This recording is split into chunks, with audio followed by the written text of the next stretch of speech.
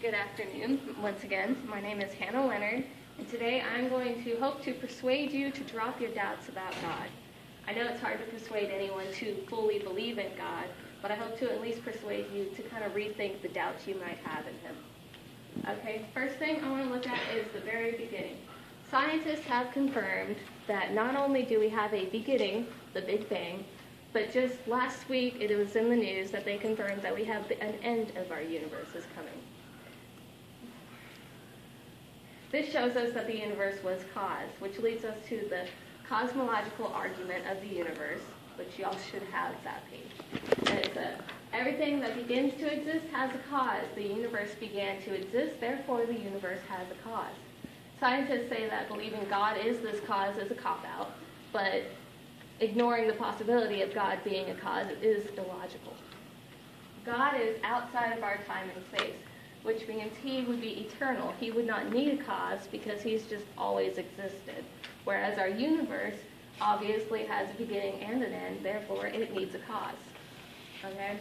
The next point we're going to go to, well actually I want to, a lot of people have a hard time believing that somebody could create such an amazing reality that we live in, but I want you to imagine just a small scale of anybody who's created a video game. They've created an entire reality, virtual reality, in the size of, a little disk drive, and that allows a person to come in and make their own choices, but they're still limited to what that creator created them to do.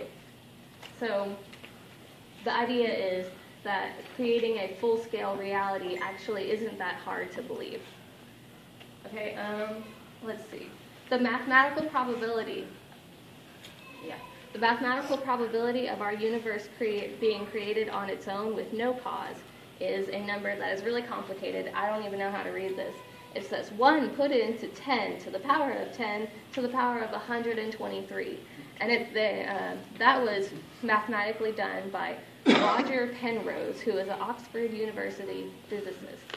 And he said himself that any logical human being would say that the probability is 0. Okay, so pretty much the probability of our universe being caused and created on its own with no outside source is practically 0. Whereas, having an outside source, an eternal God, makes total sense. Okay, the next point I want to make is that scientists actually do believe in God. 2/3 of the scientist community actually admit to believing in God. Not always our God per se, but a creator scientifically makes the most sense. The main ones that I'm going to mention here are, let's see, we have Albert Einstein, Louis Pasteur, hard to say, Francis Bacon, Max Born, and Isaac Newton, and Galileo. These are the main ones that I have, but as I said, 2/3 of the scientific community believe in God. Albert Einstein, he says, I don't have the other quote, but he says that it's illogical to believe that our universe came to existence without an outside cause. He doesn't believe specifically in Jesus Christ, but if you read his quote there, it says that no one can read the Gospels without feeling the actual presence of Jesus. His personality pulsates in every word. No myth is filled with such life. So even though he claims he doesn't believe in Jesus Christ, he seems to be pretty, I don't even know. He likes him. Okay, the next point I want to make, which ties into the doubt is that believing in God is illogical, which we know that believing in no cause is actually illogical, and plenty of scientists and really intelligent people do believe in God. Now, when it comes to evolution, however, even Darwin himself doubted evolution. He was quoted saying, "Often a cold shudder has run through me, and I have asked myself whether I may have devoted myself to a fantasy," about his own theory of evolution. And also, one of his most confounding, problems he ran into was the eyeball itself. It was so amazing that he said that it was absurd in the highest degree to believe that it came from evolution on its own. He also was quoted saying, "If numerous species belonging to the same genre or families have really started into life all at once, then that would be fatal to his theory." Well, according to the fossil record, that did happen. It's known as the Cambrian explosion, which all of a sudden, at the same time, tons of species were found. So it contradicts evolution. Another thing is all the bones that we have found that they've tried to pass off as the in-between ape and human bones, they've all been proven to be inaccurate. They were either a pig bone or just a regular ape bone or a man who happened to have arthritis, but none of them were the in-between stage. So, let's see. Plus we have some species that have apparently not changed in over 400 million years, and not 1 ounce of evolution has changed them. So there's a lot of reasons to doubt evolution. It has never been observed in human history. It cannot be reproduced in a lab, and there's not one piece of fossil evidence to support it. However, there is fossil evidence to support the creation story, which we're going to go over that in a little bit. All right, so that was a long point. The rest of them are going to go a little faster. But believing in God is not illogical, okay? Smart people do believe in God, and evolution does not contradict God. All right, so we've removed a couple of doubts there. Now we're going to go into believing in God is crazy. Psychologically, neuroscience research supports the idea that the brain is primed to believe. There's actually a spot in the brain that is primed, and it naturally believes in God. Now, a lot of scientists could say that that is just a natural reaction, to survive and everything. Or maybe God built us with a connection to Him and a desire to seek our Creator. Children as young as the age of 3 attribute events to God. Even if they've never heard of God, they immediately think that was God. And that speaks a lot. It's natural for us. Psychologically, it's good for you. It's really healthy because people who believe are calmer and more graceful under pressure. It dampens their anxious response. And a large body of research finds that religious people live longer lives, are less prone to depression, and less likely to abuse substances. It also shows that in 15 diverse societies, people who participate in world religion were more likely to be kind towards strangers that they meet. So basically, people who have religion are nicer, they're calmer, they're better at handling stress. It's just psychologically, it's good for you. All right. Let's see. Yeah, we went through 2 points there. I'm going to wait to cross it out. Okay, no such thing as supernatural. Now, British polls show that in Britain, people are actually more likely to believe in supernatural occurrences like ghosts or demons than to believe in God. But if you have God, you have supernatural, so it ties into the same thing. The point is that the supernatural does exist, and that means that God most likely does exist. We know that there's been news events of demonic possession. Just last year, there was the child in Indiana who was possessed, and he was actually found levitating and walking on walls. A priest witnessed it, a cop witnessed it, and a social worker witnessed it. It was in the news. It was all over. There was the lady who drove her van into the sea, and said demons made her do it, but she drove three of her children into the sea. And there's the Charlie challenge, which everybody just heard of.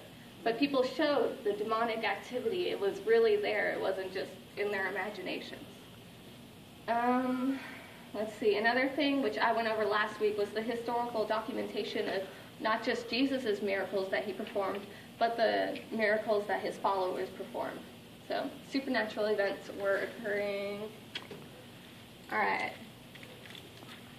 Next point I'm going to go to is more authenticity of the Bible, which I kind of covered that a lot last week, but I found more, so I wanted to share a little bit more. All right, I'm going to let you all look at this. This is just what the Bible knew before science knew. This is a fossil it's a whole stampede of dinosaurs that they found, that you can tell from the fossils that they were running, and then they had to start swimming. They had to start swimming on their tiptoes because the water current was so fast, and you could see the vegetation was obviously fast-flowing water. So the dinosaurs were there before the flood, and then they find a lot of them died in the flood.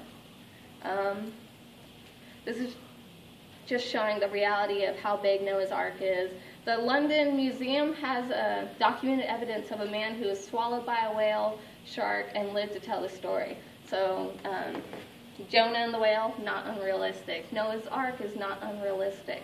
Then we have the parting of the sea, that where Moses, he went in and then Pharaoh followed him. We have chariot wheels in the sea that we have found that we are pretty sure were from when they got washed away, which confirms more biblical history.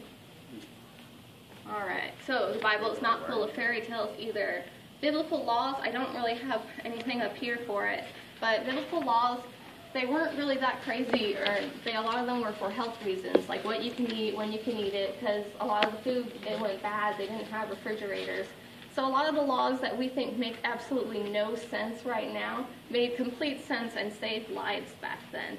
But there's a show called Bible Codes. I would suggest everybody watches it because it's from the History Channel, and it goes over specifically that, and it explains what each law was good for. All right, and my last one, which is actually my favorite point, is God in ancient China. The written Chinese culture, it goes back 3,600 years at least. It's one of the oldest cultures that we have that's still going.